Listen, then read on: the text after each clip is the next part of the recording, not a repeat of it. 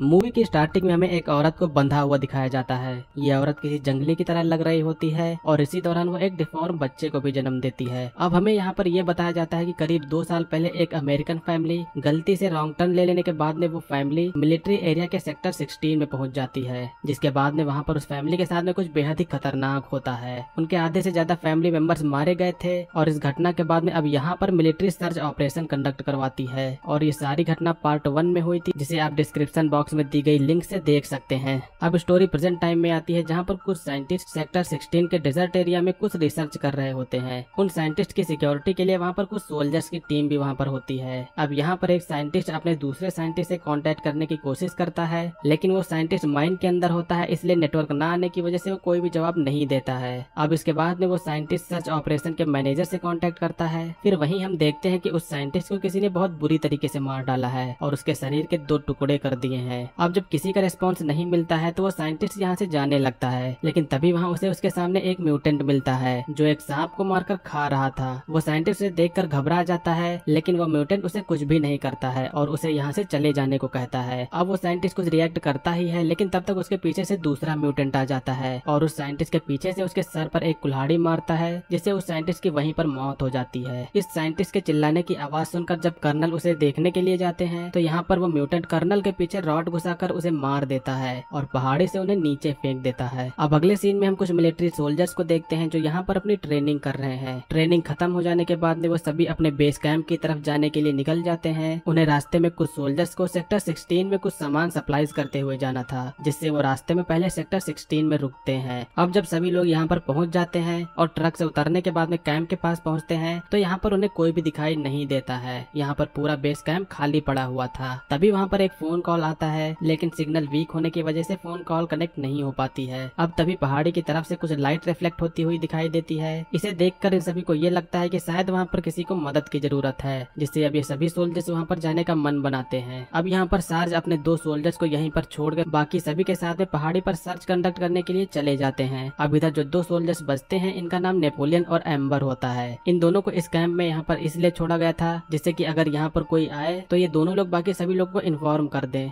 इस तरफ सार्ज अपने सभी सोल्जर्स के साथ में आगे बढ़ रहे होते हैं, लेकिन तभी उनका एक टीम मेंबर एक गड्ढे में गिर जाता है। ये गड्ढा काफी गहरा था, जिससे सोल्जर के चोट लगने के बाद में अब वो चल नहीं सकता है। इसीलिए सार्ज उसे अब ऑर्डर देते हैं कि तुम कैंप में वापस चले जाओ। इधर कैंप में नेपोलियन टॉयलेट में फ्रेश हो रहा होता है, लेकिन तभी कमोड के अंदर से किसी का हाथ बाहर निकलता है। इसे देखकर नेपोलियन बेहद ही तेजी से डर जाता है और जल्दी से टॉयलेट से बाहर निकल आता है। अब जब एम्बर टॉयलेट में जाकर देखती है तो यहाँ पर टॉयलेट के अंदर एक आदमी होता है। वो दोनों लोग उसे वहाँ से बाहर निकालते हैं। ये आदमी एक्चुअली वही साइंटिस्ट था जिसको उन म्यूटेंट्स ने बुरी तरीके से जख्मी करके मरने के लिए टॉयलेट में छोड़ दिया है।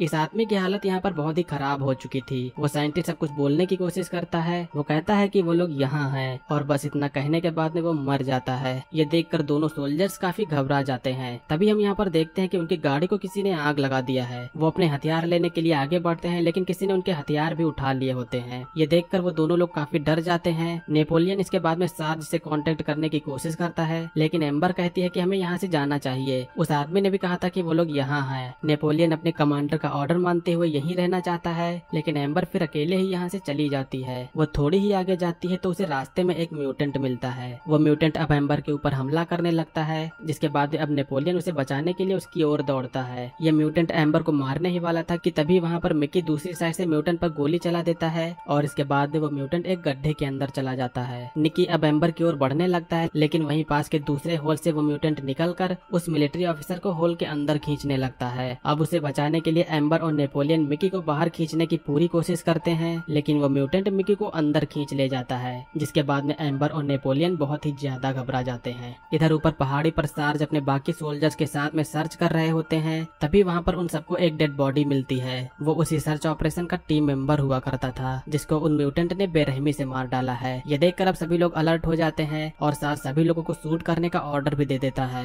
लेकिन इसी दौरान तभी वहाँ पीछे से एक म्यूटेंट उन पर हमला करता है। अब बाकी सभी सोल्जर्स उस म्यूटेंट पर गोली चलाते हैं। वह म्यूटेंट तो वहाँ से बच के भाग जाता है, लेकिन गोलीबारी के दौरान सार्ज सामने आ जाते हैं और सार्ज को गोली लग जाती है। काफी ज्यादा गोली लग जाने पर सार्ज की वहीं पर मौत हो जाती है। अब इसी दौरान वहाँ पर एम्बर और नेपोलियन भी पहुंच जाते हैं। दोनों लोग अपने साथ में हुए सब घटना के बारे में बताते हैं। ये सुनकर वो सभी लोग समझ जाते हैं कि अब वो बहुत ही बड़ी मुसीबत में फंस चुके हैं। अब बाहर जाने के लिए उनके पास में न कोई गाड़ी है और किसी से कांटेक्ट करने के लिए कोई डिवाइस भी नहीं है उनके पास। इन सभी को अब जिंदा बचने के लिए कुछ करना पड़ेगा। अब ये सभी सोल्जर्स वापस नीचे जाने की प्लानिंग करते हैं, लेकिन वो सभी सार्ज की डेड बॉडी को भी साथ में ले जाना चाहते हैं। वो पहाड़ की काफी ऊंचाई पर होते हैं, इसीलिए वो नीचे जाने के लिए रस्सी की मदद से नीचे जाने का प्लान बनाते हैं। उनमें से एक सोल्जर सार्ज की बॉडी को अपने ऊपर लाद कर उन्हें नीचे ले जाने लगता है और ऊपर बाकी सोल्जर रस्सी के दूसरे हिस्से को पकड़े हुए होते हैं। लेकिन तभी अचानक से रस्सी टूट जाती है और काफी ऊंचाई से गिरने से उस सोल्जर की भी मौत हो जाती है। अब इधर बाकी ये सोल्जर्स उस सोल्जर के ऊपर गुस्सा होने लगते हैं जिसने इस रस्सी की नॉट को बांधा था।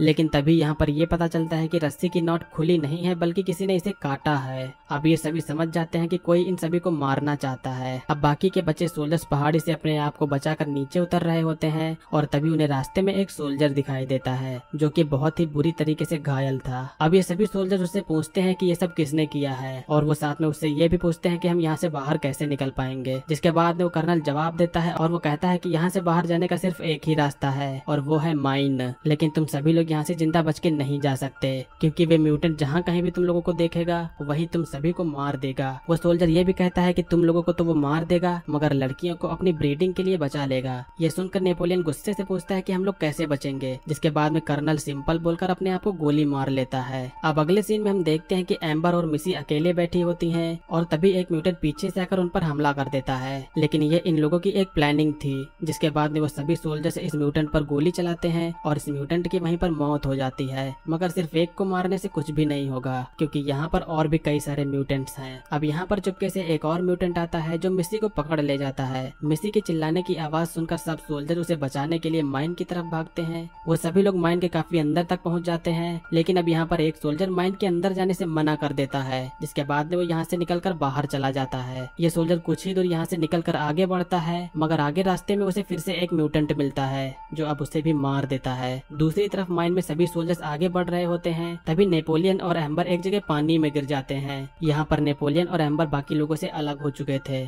अब इधर इस साइड में इस म्यूटेंट ने मिसी के मुंह को बंद करके उसे पकड़ा हुआ होता है, जिसके बाद में वो म्यूटेंट उसे अपने एक सीक्रेट रूम में ले जाता है। अब यहाँ पर ये म्यूटेंट मिसी के साथ में जबरदस्ती करते हुए उसके साथ में इंटीमेट होने की कोशिश करता है, लेकिन मिसी उसकी जीभ काट लेती है। अब इसी दौरान यहाँ पर एक दूसरा म्यूटेंट आता है जो अब वो उसके साथ में जबरदस्ती करने लगता है। ये म्यूटेंट मिसी से जबरदस्ती करते हुए कहता है गिव मी ए बेबी, लेकिन तभी बाकी सोल्जर्स उसे ढूंढते हुए यहाँ पर पहुंच जाते हैं। अब यहाँ पर वो पहले वाला म्यूटेंट इन दोनों के ऊपर हमला करने लगता है, लेकिन नेपोलियन एक पत्थर से उसके ऊपर हमला करता है जिससे म्यूटेंट की मौत हो जाती है। अब तभी यहाँ पर एक अगला म्यूटेंट आता है जो कि अंधा था। वो इन दोनों को महसूस करते हुए इनकी ओर बढ़ता है, लेकिन एम्बर और नेपोलियन उस म्यूटेंट से बचने के चक्कर में एक बेसमेंट में गिर जाते हैं। इस जगह पर एक और म्यूटेंट पहले से मौजूद होता है और इस म्यूटेंट का नाम हंसिल होता है, जिसको हमने फिल्म की शुरुआत में देखा था। हंसिल म्यूटेंट एक गुड म्यूटेंट है जो वो इन दोनों से कहता है कि तुम लोग यहाँ पर सेफ हो। अब इधर बाकी सोल्जर्स भी आ रहे होते हैं, जिसको देखकर वो अंधा म्यूटेंट सब पर फायर करने लगता है, लेकिन वो दोनों सोल्जर्स वहाँ उस अंधे म्यूटेंट को मार देते हैं, जिसके बाद नेपोलियन उन दोनों सोल्जर्स को अपने पास बुला लेता है। अब हंसिल इन चारों सोल्जर्स को बाहर के रास्ते ले जा रहा होता है।